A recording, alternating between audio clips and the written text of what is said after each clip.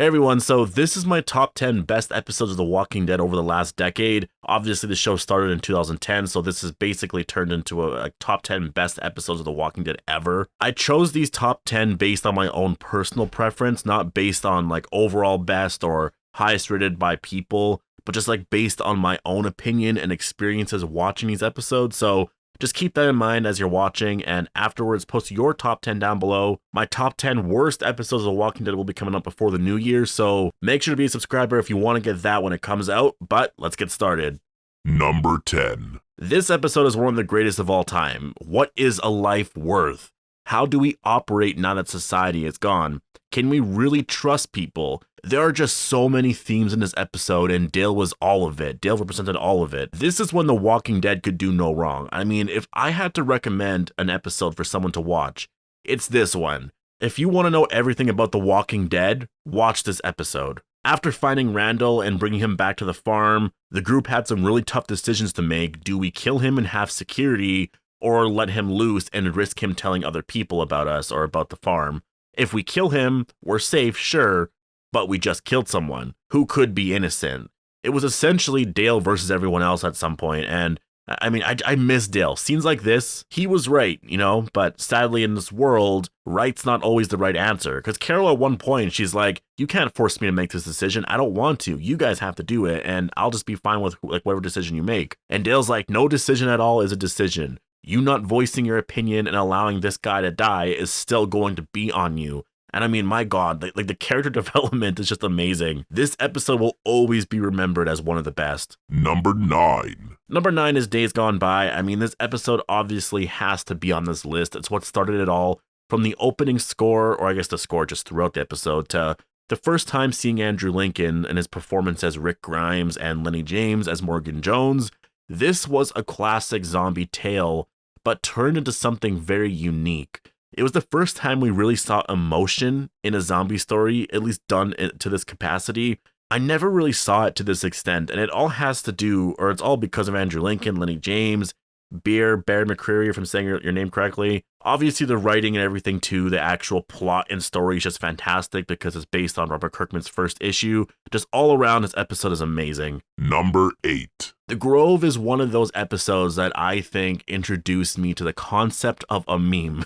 Honestly, I don't think I ever heard of a meme before this moment. The whole, like, look at the flowers thing just took off. It became such a huge thing. It was everywhere. Everyone kept saying that, and it is still connected to Carol to this day. Carol and kids, man, like, she can't be around Annie. Anytime she gets too close to Annie, boom, dead. I feel like it's a rule in the writer's room. If Carol ever gets close to any kids, or I guess has any kids in general, they just have to die, right?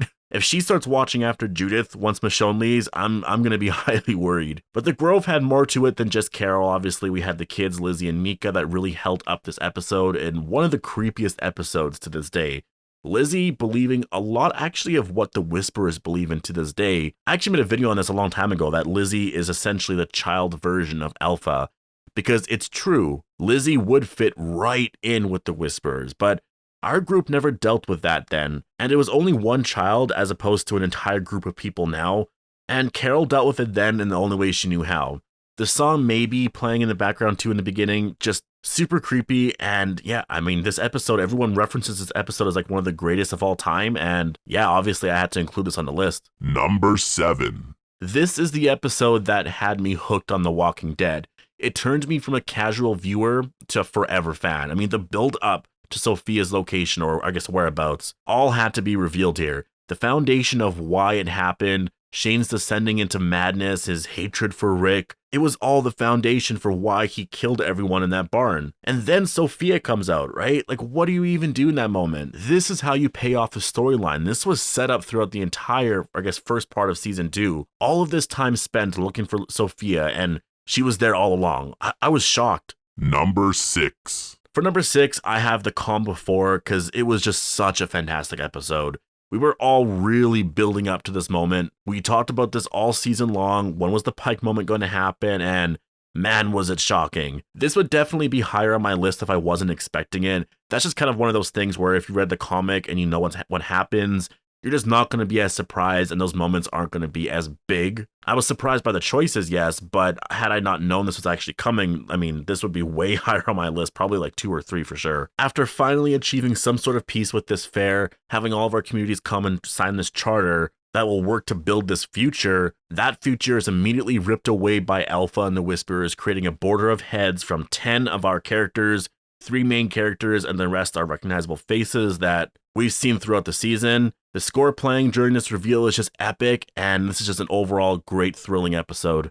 Number 5. Too Far Gone. This episode actually made me jump out of my bed, because I didn't know what to expect. Honestly, I remember the first time I ever watched this episode. I had this tiny little TV on the other side of my bedroom, and I was sitting in bed eating like a bowl of fries. And I remember this specifically. I was sitting there eating a bowl of fries. I couldn't wait to watch the episode until my girlfriend got back from work. And yeah, I had to watch it early. I just literally couldn't wait. Yeah, she got mad at me. But when that moment happened, when the governor cut Herschel's head off, I flipped out. Literally, fries were like sprung into the air. I ran across my room and sat right in front of the TV. I was just so blown away. Like, really? You act like you're gonna kill off Herschel Green like that? And after an epic speech that Rick gives, the governor's just like, liar. And then just like, you know, that was that for Herschel. And the battle scene, so much fun. Daryl throwing a grenade in the tank. I think that actually happened. I can't remember for sure if that happened. I'm pretty sure that happened. Either way, in my mind, that did happen. And yeah, the ending where Rick thought he lost Judith too after just losing Lori and running away with Carl, just fucking heartbreaking. Number 4. Number 4 has to be Better Angels. The emotional buildup of Shane and Rick's relationship led to this moment. After the death of Dale, Shane used the opportunity to get Rick out in the woods and obviously kill him. And honestly, looking back at this, I do think Dale's death gave Shane the idea. I think he figured, now that Dale's dead, I don't have to worry about him and him constantly disagreeing with me and criticizing me and all that. And so if I get Rick to die or Rick dead or whatever, I'll have no more problems there either. And so you could argue that if Rick actually killed Randall in the barn, that maybe Shane wouldn't have died. But I still overall disagree with that because I think Shane was always going to die at some point. Well, actually, either it was going to be Shane or Rick. And yeah, I'm happy with the way it went. The brotherhood of Rick and Shane ending in this way, it was just such a tragic moment. All over a woman too, but like, what can you say? Shane was in a very scary place. He wasn't the same guy anymore. And yeah, the apocalypse turned him. Number 3. This one has to be number 3. Like, whenever a character mentions we've done bad things too, you have to reference this moment because holy shit, Rick did his own version of Lucilleing someone here. This is probably the darkest point in the series history. It was like this period here from episode 16 of season 4 to like episode 3 of season 5. Those few episodes there. Rick never went darker than that. His badass jacket, the horror element throughout the episode, you know, dealing with cannibals. No one at this point could ever fuck with Rick Grimes. And in a church of all places, I mean, wow. Number 2. Of course, number 2 was going to be this episode, the episode that all premieres in the future would be held up to, and that is obviously No Sanctuary. This episode is the pinnacle of premieres.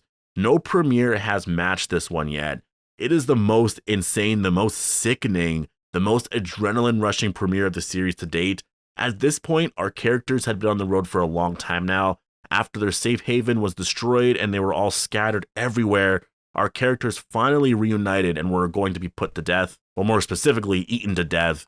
And yeah, I still remember when the season 4 finale aired. I kept rewinding and pausing during certain parts where you would see human bodies because I was wondering, like, are they cannibals? And I had this whole theory even back then. I wasn't on YouTube or anything like that, so I couldn't really talk about it, but I had this whole theory worked out, and then yeah, we get the premiere and it's kind of confirmed. Glenn versus Rick was kind of a theme of this episode. I mean, that's kind of always been the theme throughout the series when Glenn was there anyways. Glenn believed that despite everything they lost, they were still the people they were before the apocalypse, whereas Rick, who just the other day literally like ripped out a chunk of this guy's neck, Joe the Claimer's neck, believes otherwise, right? He was essentially at this point too far gone. Things were looking very scary for Rick anyways, and yeah, he just could not give a fuck. This is still my favorite version of Rick Grimes to this day, by the way. The murder coat, machete, crazy beard. I mean, fuck, I love this show. Number 1.